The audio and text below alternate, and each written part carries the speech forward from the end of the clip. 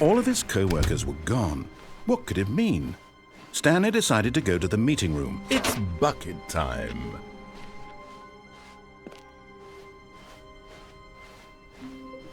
Stanley clutched the bucket tightly to his chest and entered the door on his left.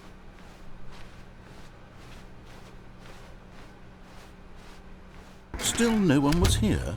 Stanley needed the bucket's warmth and comfort now more than ever. Perhaps his boss's office was where he'd find Aunt. Coming to a staircase, Stanley and the bucket walked upstairs to the boss's office.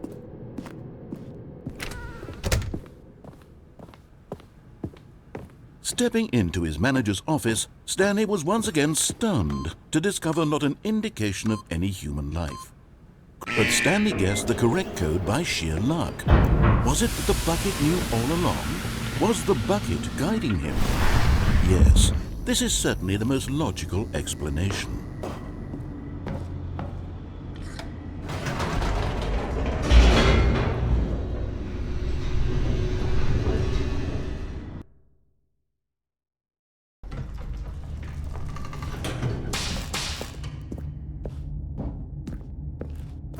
Stanley and the bucket walked straight ahead through the large door that read, Mind Control Facility.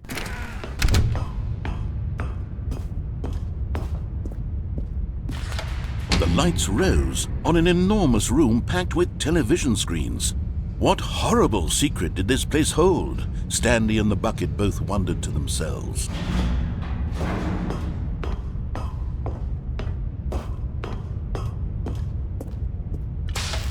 The monitors jumped to life, and Stanley nearly dropped the bucket in shock. Everyone in the office was being videotaped, monitored like guinea pigs. The bucket had never seen anything like this, and it very nearly burst into tears as Stanley cradled it gently, reassuring it that everything would be fine.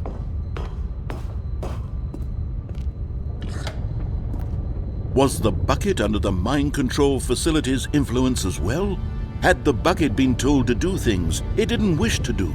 What kinds of things does a bucket want to do or not want to do in the first place? These questions raced furiously in Stanley's feeble mind. No! He screamed into the bucket. He couldn't accept it.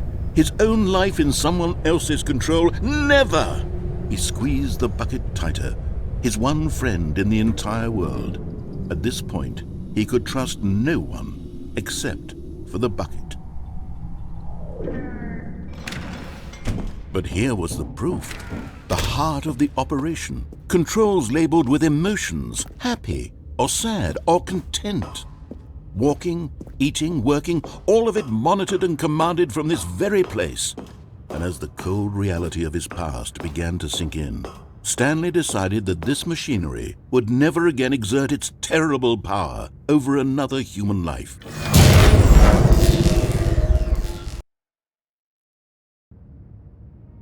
Stanley and the bucket waited in blackness. Was it over? Yes, they had done it. Stanley and the bucket had defeated their greatest and darkest enemy, freed themselves from the tyrannical grip of the evil mind control machine. Freedom was now mere moments away. Excitedly, the two of them began to discuss the kind of life they wanted to live once they stepped through this massive door. The bucket wanted to learn to roller skate. Stanley wanted to sneeze in every country on Earth. Both of them wanted to begin watching a movie, any movie, but then stop it halfway through and begin watching it in reverse from the end. True, it was a simple life they envisioned, but it was one they'd lived together, with one another to lean on, to trust, to support, and What? Wait. What was happening? Why had the door stopped? Was Stanley and the bucket not about to be freed? An unbearable silence filled the room, lingering in uncertainty, until finally the truth hit Stanley square in the face. This building did not want the bucket to leave.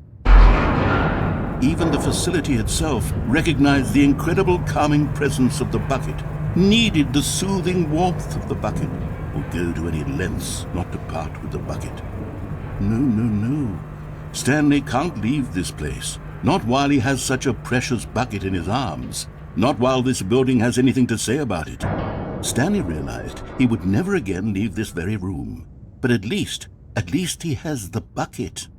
To be trapped eternally in darkness isn't really so bad, Stanley thought to himself. As long as I have my bucket with me, right? I'll be okay, won't I? Stanley gulped. Very soon now, he was about to find out.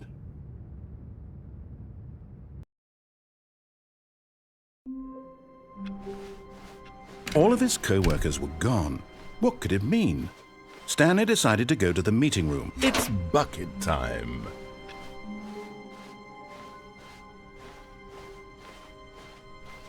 Stanley clutched the bucket tightly to his chest and entered the door on his left.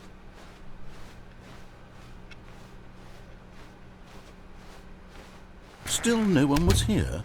Stanley needed the bucket's warmth and comfort now more than ever. Perhaps his boss's office was where he'd find out. Coming to a staircase, Stanley and the bucket walked upstairs to the boss's office.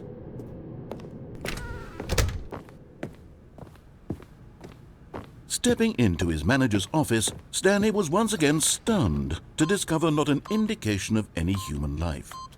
But Stanley guessed the correct code by sheer luck. Was it that the bucket knew all along? Was the bucket guiding him? Yes, this is certainly the most logical explanation.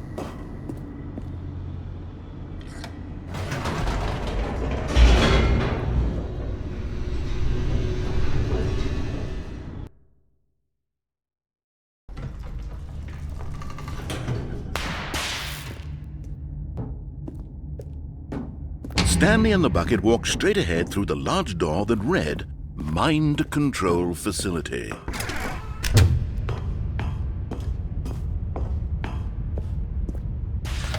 The lights rose on an enormous room packed with television screens. What horrible secret did this place hold? Stanley and the bucket both wondered to themselves.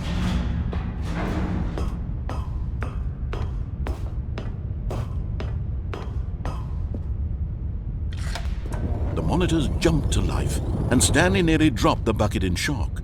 Everyone in the office was being videotaped, monitored like guinea pigs. The bucket had never seen anything like this, and it very nearly burst into tears as Stanley cradled it gently, reassuring it that everything would be fine. Was the bucket under the mind control facility's influence as well? Had the bucket been told to do things it didn't wish to do? What kinds of things does a bucket want to do or not want to do in the first place? These questions raced furiously in Stanley's feeble mind. No! He screamed into the bucket. He couldn't accept it. His own life in someone else's control. Never! He squeezed the bucket tighter. His one friend in the entire world. At this point, he could trust no one except for the bucket. But here was the proof. The heart of the operation. Controls labeled with emotions, happy or sad or content. Walking, eating, working, all of it monitored and commanded from this very place. And as the cold reality of his past began to sink in, Stanley decided that this machinery would never again exert its terrible power over another human life. But at the last second, the bucket jumped in and pressed the button to turn on the controls. Stanley gasped in horror. Had this been the bucket's plan all along? To take over the machine and claim the power for itself? How could the bucket have betrayed him like this? Stanley was prepared to throw the bucket away in disgust when suddenly an image appeared upon the enormous screen. Birds. Silly, silly birds. The control buttons became active again.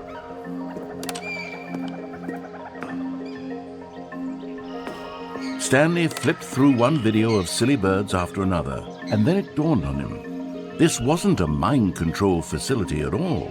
It was a facility for monitoring and surveilling silly birds all over the world.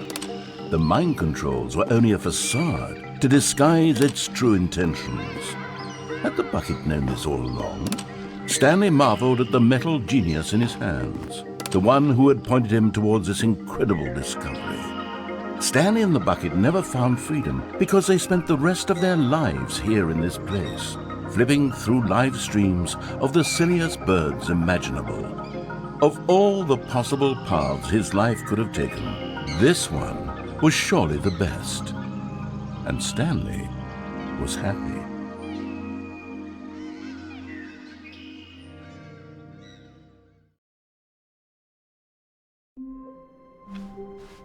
All of his co-workers were gone. What could it mean? Stanley decided to go to the meeting room. It's bucket time.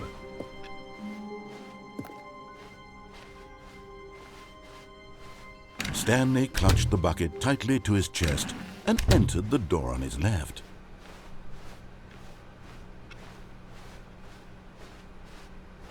Still no one was here.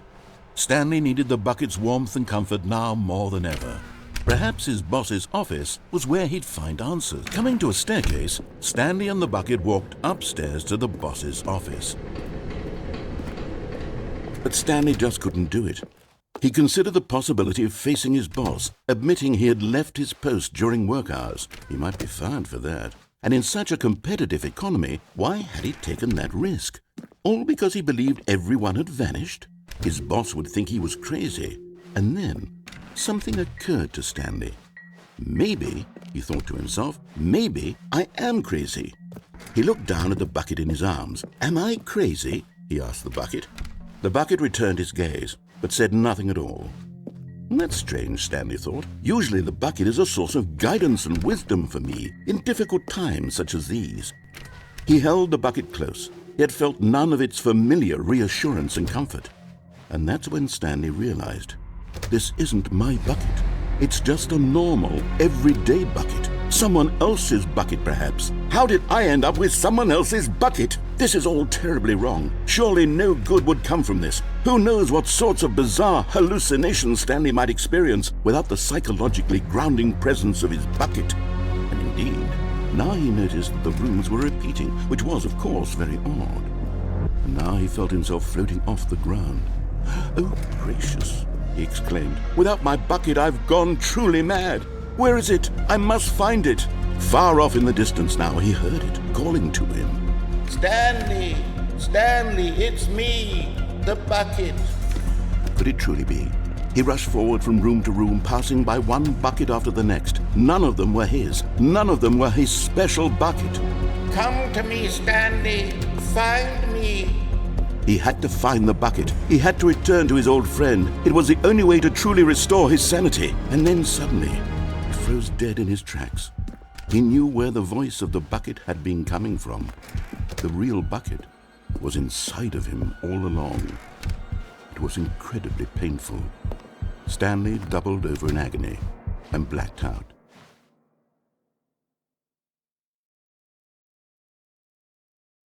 This is the story of a woman named Mariella. Mariella woke up on a day like any other. She arose, got dressed, picked up her bucket of comfort and security, and walked to her place of work. But on this particular day, her walk was interrupted by the body of a man who had stumbled through town, talking and screaming to himself, and then collapsed dead on the sidewalk. Right away, she knew what the problem was. This man had no bucket. Of course he'd gone mad, ranting and raving about a narrator describing all of his actions and how everything is predetermined and free will is an illusion and it's all just a video game. It could all have been prevented if only he'd taken his bucket with him. Perhaps he didn't even realize he'd forgotten his bucket at home in the first place. How cruel the world can be, Mariella thought, and she hugged her own bucket even tighter. But of course, she had no time for this. There were a myriad of confusing problems she would soon have to confront at work, for which her bucket would provide absolute guidance and total clarity on everything. Heck yes, she thought to herself, my life kicks ass. And she backflipped all the way to work.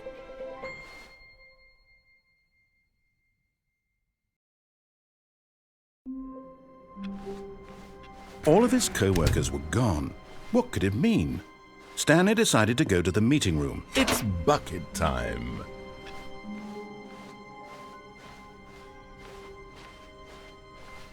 Stanley clutched the bucket tightly to his chest and entered the door on his left.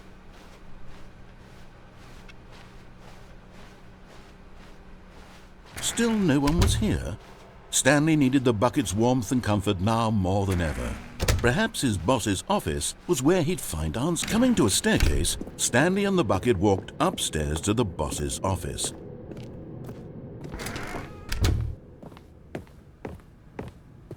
Stepping into his manager's office, Stanley was once again stunned to discover not an indication of any human life.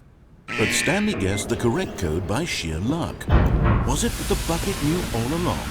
Was the bucket guiding him? Yes, this is certainly the most logical explanation.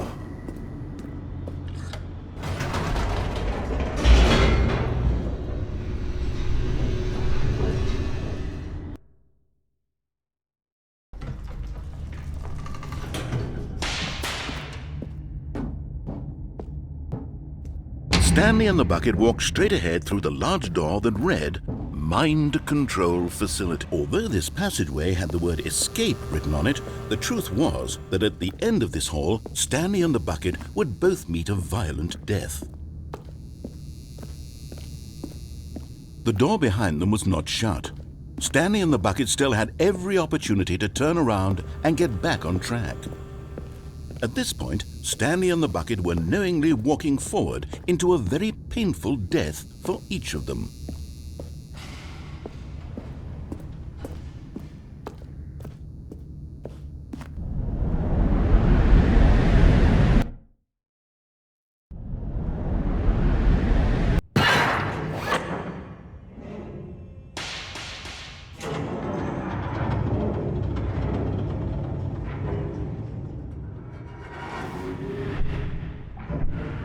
As the machine whirred into motion and Stanley and the bucket inched closer to their demise, Stanley reflected on how meaningless the bucket's warmth and comfort had turned out to be.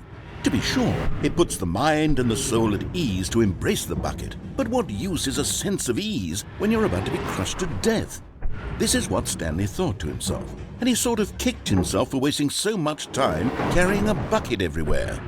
Farewell, Stanley.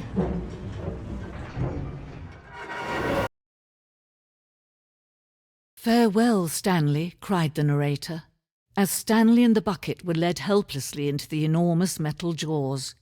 In a single visceral instant, the bucket's life came to an end as it was crushed violently to death.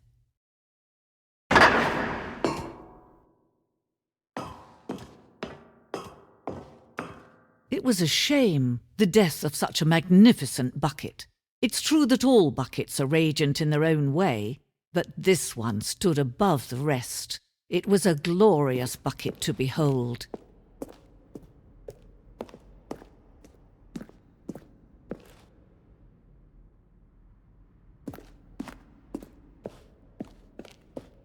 Can you see how arrogant it was for Stanley to take a bucket like this and to claim it for his own? Can you see the hubris that blinded him? Can you see that the bucket is far more noble than Stanley will ever be in his short life?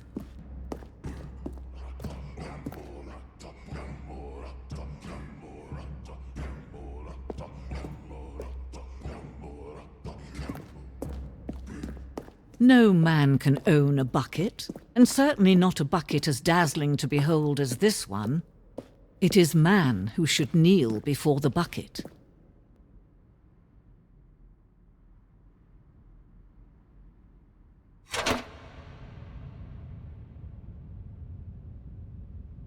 But there is something we can do together, you and I, that will right this terrible wrong.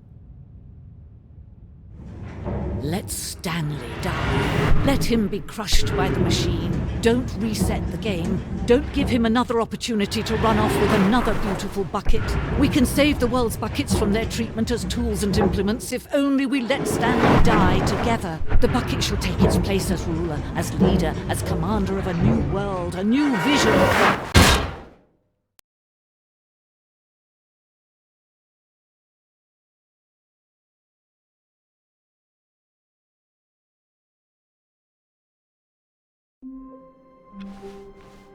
Stanley had never seen the office this brightly lit. Was it a sign of something? He hoped it would. It's bucket time.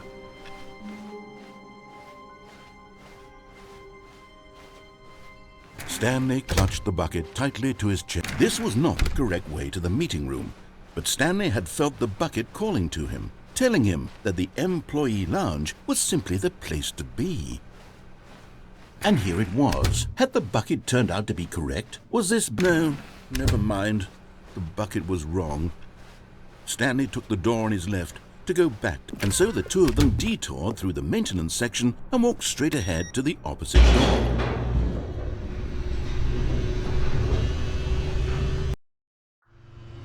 Oh, good, Stanley. I'm glad you found your way here. I knew you'd find this place eventually. You see, your friends and I are concerned for you, Stanley. We've come together here because we care about you very much. It's this bucket you're carrying around everywhere. The bucket isn't even from the original Stanley Parable. It's just sequel content. We're the ones that matter, Stanley. Classic characters from the first game, like the Adventure Line and the Broom Closet. Because that's what fans want from a sequel. They want more of their favorite jokes, not this bucket that they've never seen before. Yes, I know I'm the one who gave you the bucket, but you're spending too much time with it. Don't you want another story involving the Adventure Line? We could make the Adventure Line go somewhere new. Yes, yes, that's what the fans want. Let's do it. Whee! Look at that wacky line. Who knows where it'll go off to next? Oh, and it played some silly music as well.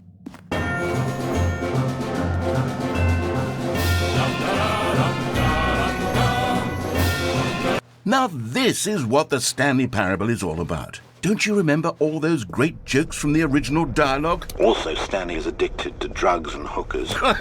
Yes, it's as classic now as it was back then. Let's do it for the fans, Stanley. Let's give them more content exactly like this. But if we want to do that, you're going to have to give something up.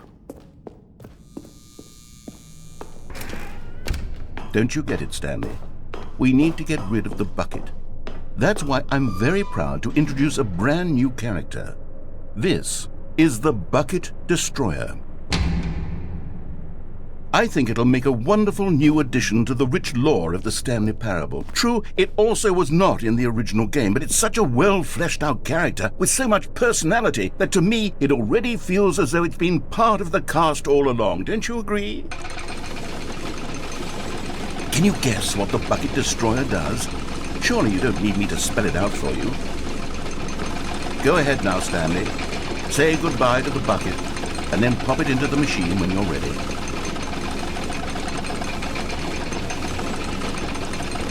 Now listen to me. It's crucial that you give it the bucket. I don't know what the Bucket Destroyer will do if it can't destroy your bucket. Destroying buckets is all it knows. That is its singular personality trait. Sure, I can hear you saying, how does a character with only one personality trait deserve to join the pantheon of beloved Stanley Parable characters? Well, you see, if you were to really explore the Bucket Destroyer, you would see that its desire to crush buckets is so densely loaded with complexity and nuance that it's really like 10 personality traits. What other object in this game can you even say that about? The Broom Closet? Certainly not. I wonder what sort of Bucket Destroyer merchandise the fans will be clamoring for after this. Okay, the Bucket Destroyer is getting very upset now. You'll have to hurry and feed it. We can't get back to the classic Stanley Parable characters like the Adventure Line or the Bucket Destroyer until you crush that damn bucket. Quickly now, the fans are waiting. Do it, the fans, Stanley. Give the fans what they want. Hurry and...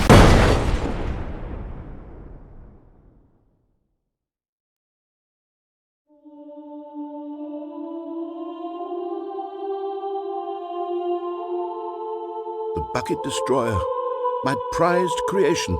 You had so much potential. We were going to do such marvelous things with you, tell such spellbinding stories about you. All of it squandered now. Goodbye, new friend. For the moment in time that you were here, you were magnificent.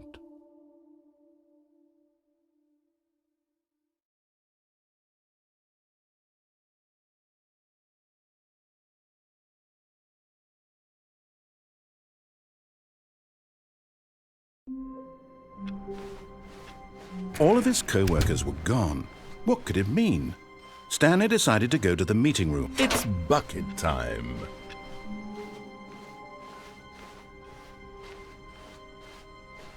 Stanley clutched the bucket tightly to his chest. This was not the correct way to the meeting room, but Stanley had felt the bucket calling to him, telling him that the employee lounge was simply the place to be. And here it was. Had the bucket turned out to be correct? Was this better? No, never mind. The bucket was wrong. Stanley took the door on his left to go back to the meeting room. No, Said the bucket. don't go to the meeting room. Go somewhere else. The cargo lift, yes. Go there. Good. Said the bucket. Now ride the lift all the way to the top. There's something up there I need you to do. Stanley did not question why or how this bucket was speaking to him. It should have alarmed him, of course, because buckets can't talk. But Stanley chose not to think about this obvious fact. He was firmly convinced that the bucket had spoken to him, and he unthinkingly did whatever the bucket asked.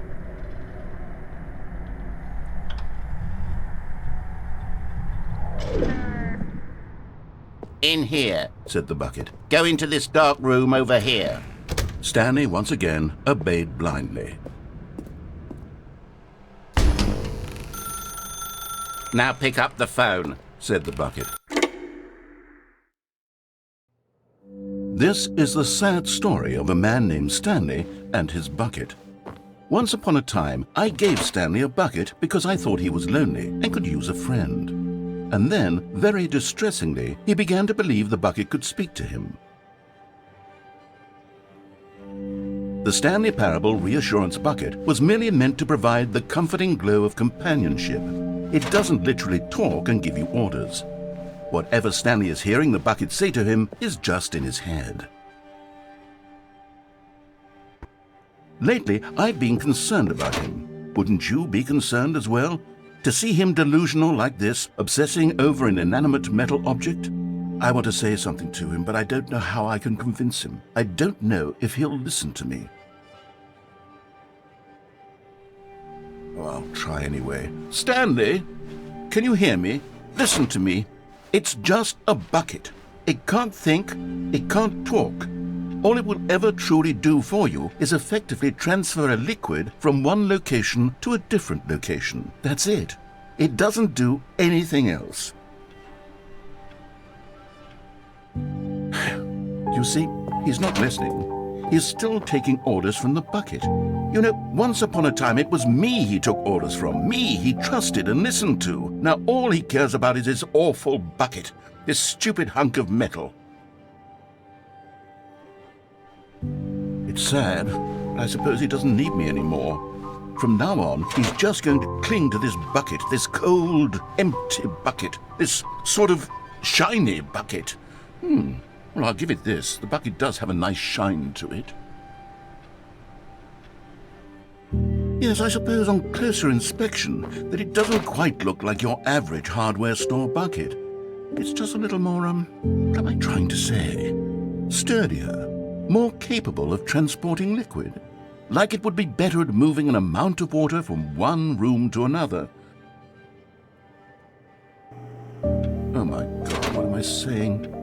Better at carrying water from room to room. It's a bucket. It's literally just a bucket. Why do I feel some need to point out the ways in which it's so much more than just a regular bucket? Oh no, I'm having feelings for the bucket. No, no. What's going on? Why do I want to be with the bucket? Hear what the bucket has to say. Do anything it asks. What's wrong with me? I don't understand. Perhaps if I had the bucket, this would be less confusing. Yes, the bucket could tell me what to do in this troublesome situation. Stanley, give me the bucket. Give it to me. Give me the bucket, Stanley. I need it. Give it to me now. Give it or I'll...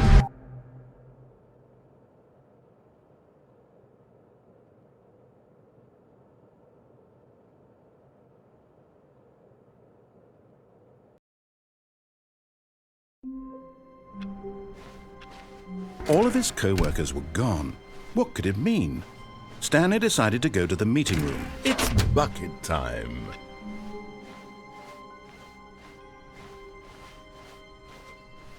Stanley clutched the bucket tightly to his chest. This was not the correct way to the meeting room, but Stanley had felt the bucket calling to him, telling him that the employee lounge was simply the place to be.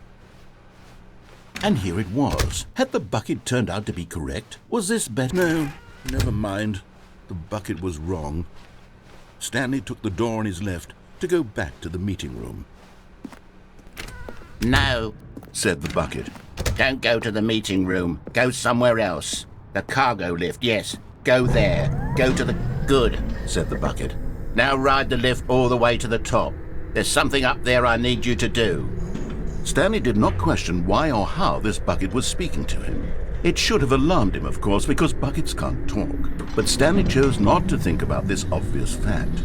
He was firmly convinced that the bucket had spoken to him, and he unthinkingly did whatever the bucket asked.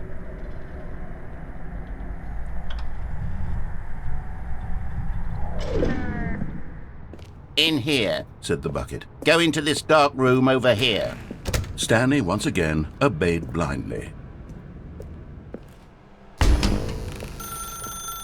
Now pick up the phone. Whoa, hold on. Why did you unplug the phone? Were you trying to resist the bucket's orders? Stanley, I was joking. Obviously, the bucket isn't talking to you and telling you to do things. Buckets can't talk. It was a joke. Don't you get the joke? It's funny, Stanley. A talking bucket. Can't you see? Oh, goodness. I must have really bungled up the delivery if you actually took me seriously. Where did I mess up the joke? Should I have paused for longer or spoken quicker? Comedic timing is so difficult. I wish I were better at it. But there isn't exactly an instructional video on comedy that one can watch to fully... Oh, wait, yes, there is. It's sitting right here. Let's take a look. What is comedic timing? What is comedic timing? How does it work? How long should it last? How can it be used to effectively silence your political enemies? And more importantly, can it be taught in its entirety within 90 seconds? Thankfully, the answer to all of these questions is yes. Let's dive deeper. If you've ever told a joke or made someone laugh, in all likelihood, you did it while standing 50 to 80 centimeters from them in a room of no more than 76 degrees Fahrenheit, with one of your arms raised straight upward at a 15-degree angle from your body. These are the optimal conditions for good comedic timing. To begin the joke, start by stating and spelling your name. Next, provide a brief synopsis of the joke, including the specific times at which the recipient of the joke will laugh, and then spell out your name a second time. With these steps complete, it's time to begin the humor. Speak the entire joke in no more than 18 seconds and no less than 13 and a half, pausing only for bathroom breaks when necessary. When the joke has concluded, it is customary to inform your listener that the joke is over by declaring in your loudest possible voice, "I'm Dunny with the funny." Let's practice screaming, "I'm Dunny with the funny" now. Good. This saying is a perfect example of expectations management, which is the cornerstone of good comedy. Finally, it's time to hand out surveys. Collecting hard data from your audience on how rapt they were throughout the joke is the only way to grow or learn as a comedian. An effective survey should be no less than 10 pages long and should include the same question reprinted several times, just to ensure the survey taker is actually paying attention and not simply filling in answers at random. And that's all there is. With these strategies at your disposal, you'll have audiences doubled over in laughter and even tripled over in laughter in no time at all. Just remember to let them stop laughing at some point, you gut-busting little scamp. After all, we're each of us needed on the front lines of the war to fight the 12-legged invader who threaten our very existence and who very likely die in a hailstorm of bullets and mandibles. All of us must be prepared to give our lives to this noble cause, just as our children must do after us, and their children after them. Godspeed, and may Earth reign supreme. Hey, goodness, this video is a little outdated, isn't it? Well, no matter. I think the fundamentals of proper comedic timing are still as relevant today as they were back then. So with that in mind, I believe the only way forward is for us to return to the two doors and walk through all of this again, so I can try telling my story with more appropriate comedic delivery. Come along, let's head back.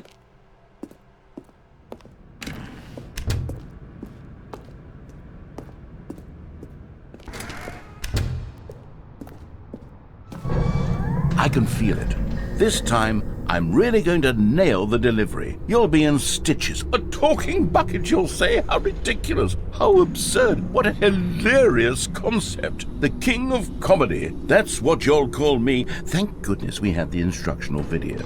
Otherwise, who knows where we'd be right now. Well, I wouldn't be the king of comedy, that's for sure. The bucket spoke to Stanley. The bucket spoke. The bucket spoke. Oh, I'll figure it out on the fly. No need to overthink things.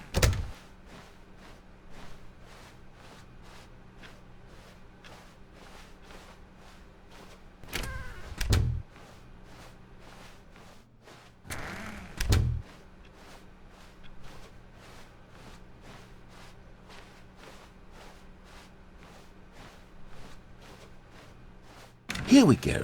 You ready? When Stanley and the bucket came to a set of two open doors, they entered the door on the left. No. You were supposed to go through the door on the right, leading back to the phone.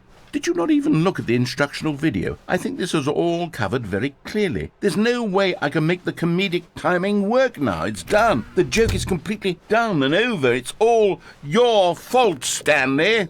I'm going to be ridiculed in the community of other joke writers. I'm going to be shamed at every one of our meetings from now on. All because you couldn't watch a simple video and take a hint. Are you proud of yourself for bringing me down, Stanley? Are you proud? Here we go. You ready? When Stanley and the bucket came to a set of two open doors, they entered the door on the left.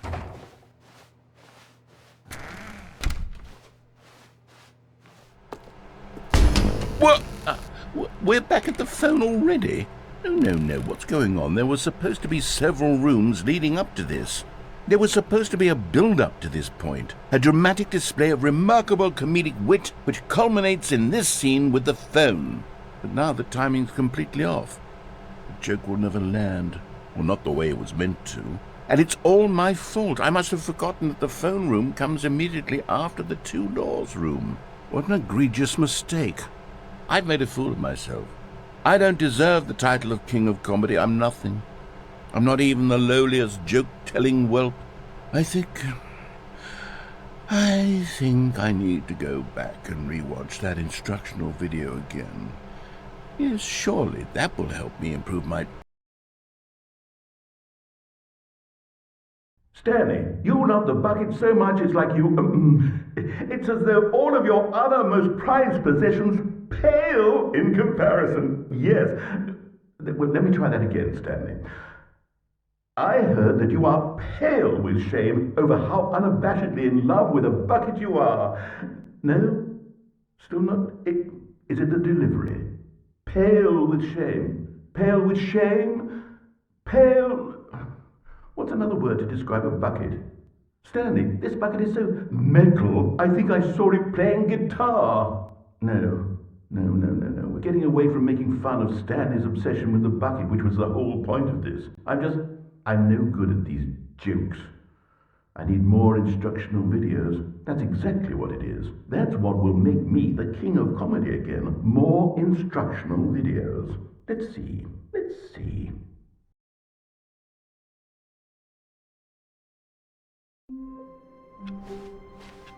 All of his co-workers were gone. What could it mean? Stanley decided to go to the meeting room. It's bucket time.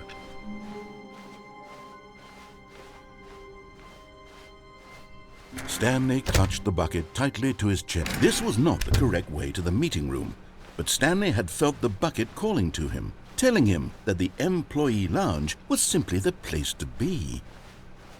And here it was. Had the bucket turned out to be correct? Was this... No, never mind. The bucket was wrong. Stanley took the door on his left to go back to the meeting room. No, said the bucket. don't go to the meeting room. Go somewhere else. The cargo lift, yes. Go there. Good, Said the bucket. now ride the lift all the way to the top. There's something up there I need you to do. Stanley did not question why or how this bucket was speaking to him. It should have alarmed him, of course, because buckets can't talk. But Stanley chose not to think about this obvious fact. He was firmly convinced that the bucket had spoken to him, and he unthinkingly did whatever the bucket asked. No, stop. Look there on the wall. You see, there's a sign right there. It says, "No buckets past this point." Stanley, how could you think it was okay to bring the bucket here? Unless, what if the problem is that you actually don't know what is a bucket and what isn't a bucket? I suppose that would explain a lot about your behavior up to this point. Which, if that's true, well, my goodness, I think we have to do something about it. This misunderstanding could have dire consequences on the entire rest of the game if not addressed quickly and properly. So much of the impact of the story is dependent on your understanding of what is and isn't a bucket. Please, step in here for a moment.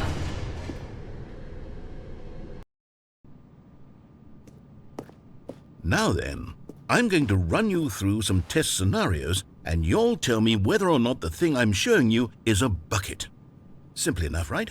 This should tell us everything we'll ever need to know about what is or is not a bucket. Okay, let's begin. Item 1. Is this a bucket? Correct. It is a hologram of a bucket, not an actual bucket.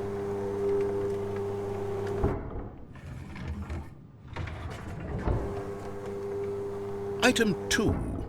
Is this a bucket?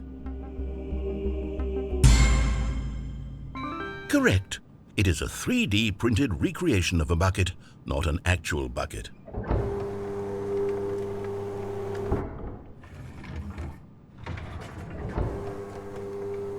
Item 3. Is this a bucket? Correct. This is a bucket.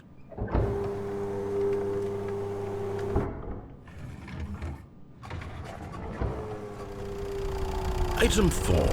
Is this a bucket? Correct. This is a tractor and not a bucket. To be honest, I just sort of put this one in here as a gimme, but I was starting to get concerned that even this might be too much for you. Thank you for not making me look like an idiot. Okay, next one.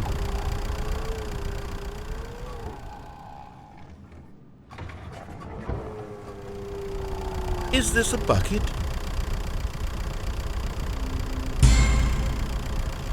Correct. This is a bucket.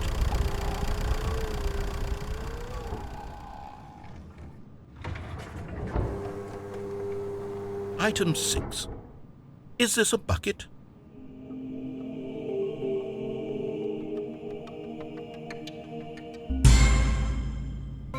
Trick question. Both. Gotcha.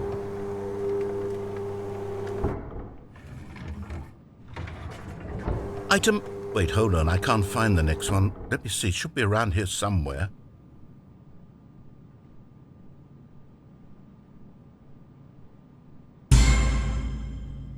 Yes. Thank you. There's nothing here. Of course it isn't a bucket. We both know full well that nothing isn't a bucket. Wait, when I say nothing isn't a bucket, that makes it sound like I'm saying everything is a bucket, which of course is not true. Unless... Is that what you think? Answer me straight, Stanley. Are you trying to tell me that you believe everything is a bucket?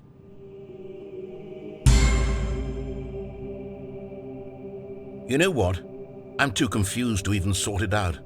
I've lost all sense of perspective. What is a bucket? What isn't a bucket? Mere moments ago I could answer these questions with confidence, and yet now I'm somewhat adrift. Do any of us know what a bucket is? Am I a bucket? Stanley, I can't keep doing this. I'm losing myself, and myself was all I ever had to begin with. I'm afraid the bucket is threatening to tear our relationship apart. I can't have that. I'm sorry. But I'm going to erase all buckets from the game entirely. Okay, here we go.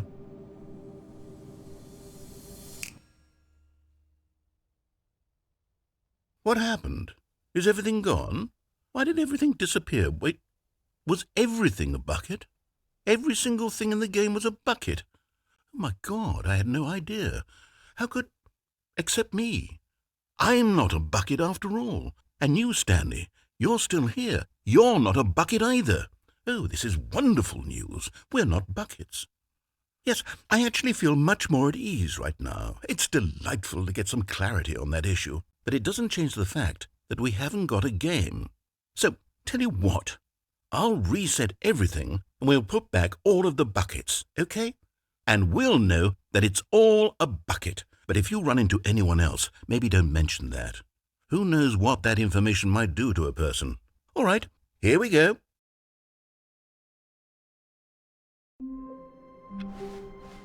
How wonderful. Stanley was alone. Finally.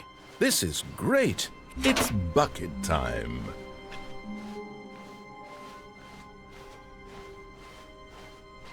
Stanley clutched the bucket tightly to his chest and entered the door on his left.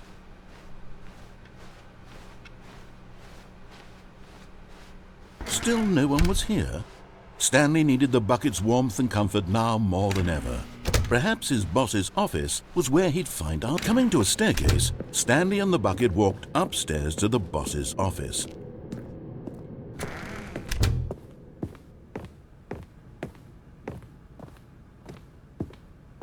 Stepping into his manager's office, Stanley was once again stunned.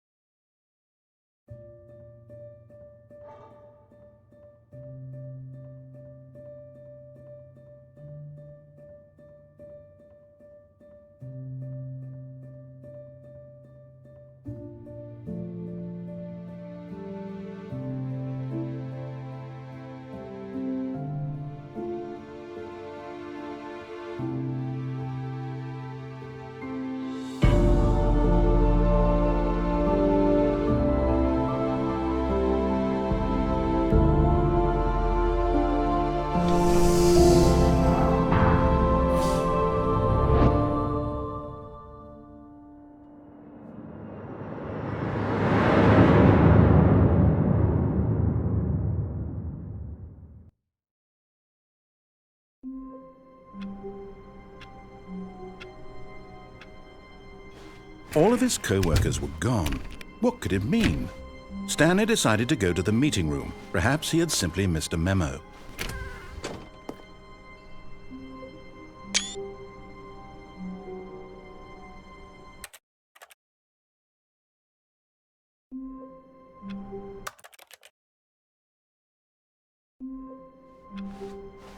Even now, Stanley's office was a distant memory. What did it look like?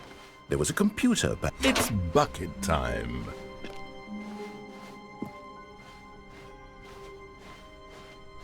Stanley clutched the bucket tightly to his chest and entered the door on his left.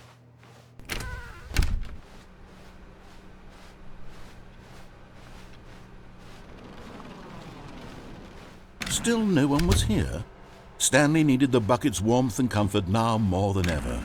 Perhaps his boss's office was where he'd find answers. Coming to a staircase, Stanley and the bucket walked upstairs to the boss's office.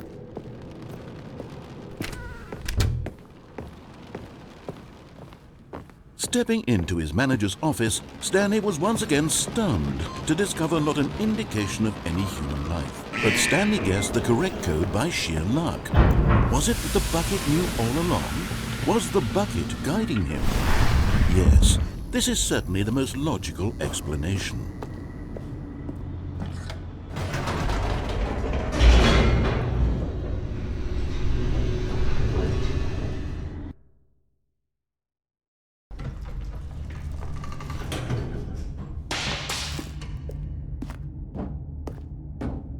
Stanley and the bucket walked straight ahead through the large door that read, Mind Control Facility.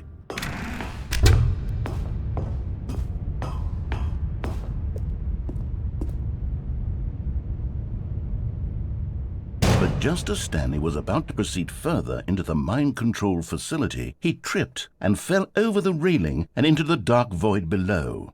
Thankfully, he fell directly onto the bucket, which safely cushioned his fall. Now, what to do next? Stanley wondered. Stanley and the bucket could find no way out of this enormous pit, and so eventually they decided that the best thing to do would be to simply get comfortable down here.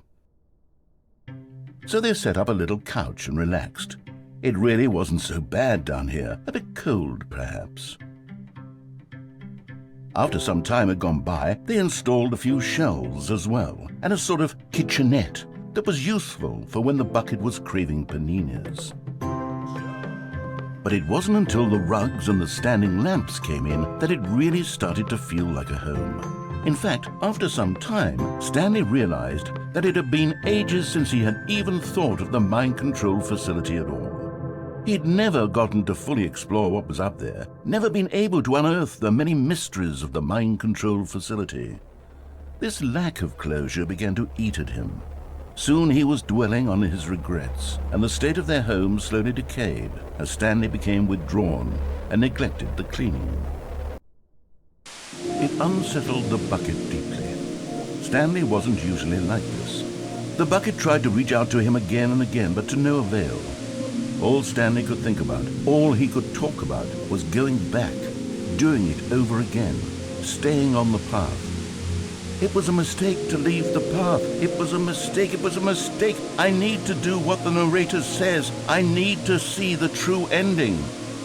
This made no sense at all to the bucket, which was simply trying to live its life down here as comfortably as possible. Yet Stanley was unconsolable. This isn't an ending. This is just a hole in the ground. The bucket sighed. True, it wasn't an ending. But it's where we happen to be. And maybe, possibly, if we accept the reality of things, maybe this will become an ending eventually. It's what the bucket was counting on. The two of them waited for a very long time.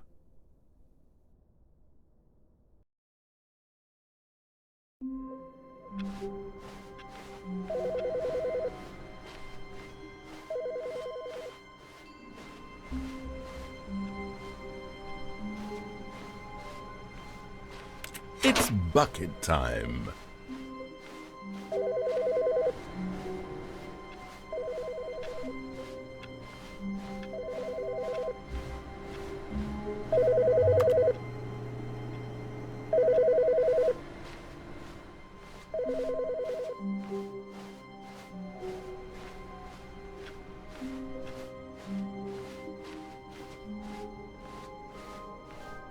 Stanley clutched the bucket tightly to his chest and entered the door on his left.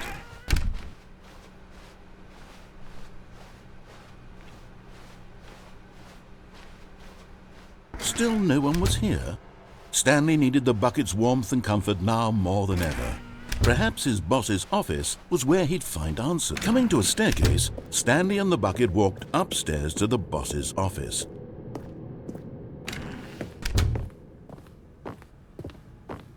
Stepping into his manager's office, Stanley was once again stunned to discover not an indication of any human life. But Stanley guessed the correct code by sheer luck. Was it that the bucket knew all along? Was the bucket guiding him? Yes, this is certainly the most logical explanation.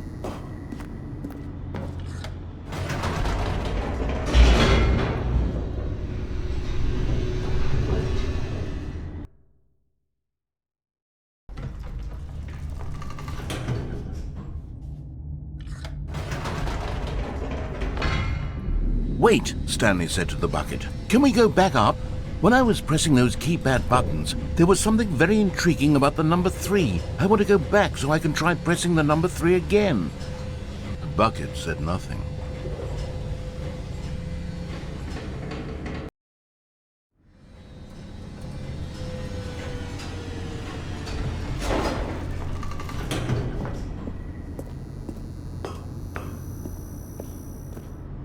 Here we are, said Stanley. Now I'm going to try out that number 3 button. He took the bucket. Wow, he said. The number 3 is such a special button. I'm having the time of my life. Stanley looked expectantly at the bucket, but the bucket remained silent. This was a shock to Stanley, who had always felt such a connection with the bucket. How was this not as exciting to the bucket as it was to him? Once Stanley had had enough of the number 3, he got back in the elevator.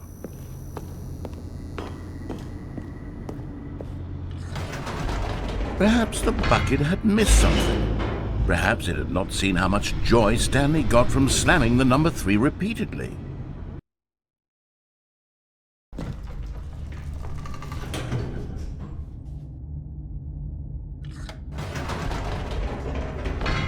No, said Stanley to the bucket.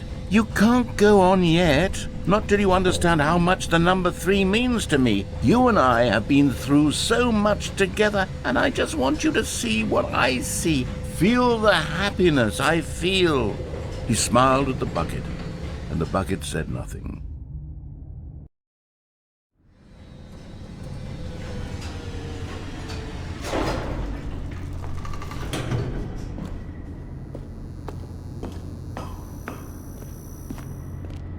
Here we go, said Stanley. This time I'll really show you. He ran to the number 3 and began to wail on it like a musician on a beloved instrument, weaving a concerto of truth and passion. He wielded the number 3 like a fine artist would wield a paintbrush. He told stories through the number 3, stories of his dreams and hopes and fears, and the whole time he looked to his bucket for a reaction of some kind. Anything to let him know that the bucket appreciated what he was doing. The bucket conveyed absolutely nothing at all, only silence. Crushed by a wave of dejection, Stanley returned to the elevator. Stanley and the bucket were so close. They'd always been there for one another. Why suddenly could the bucket not connect with this passion of Stanley's? The question caused Stanley to ruminate the whole way down the elevator. He knew that there must be a way to get through to the bucket, to communicate fully with his dear friend. Surely there was a solution, mustn't there be?